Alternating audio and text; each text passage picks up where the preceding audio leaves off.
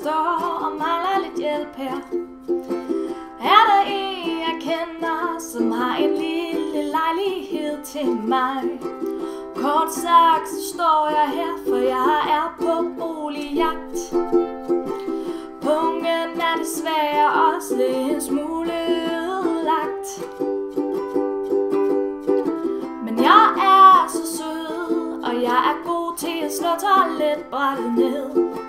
Jeg er også huslig, jeg er god med mad, laver jeg skam også. Jeg har ingen dyr, og ej heller om jeg ryger. Hvis du hjælper mig, så vær sød, her kontakt mig her. Selvfølgelig helt uden tvang, men vær sød.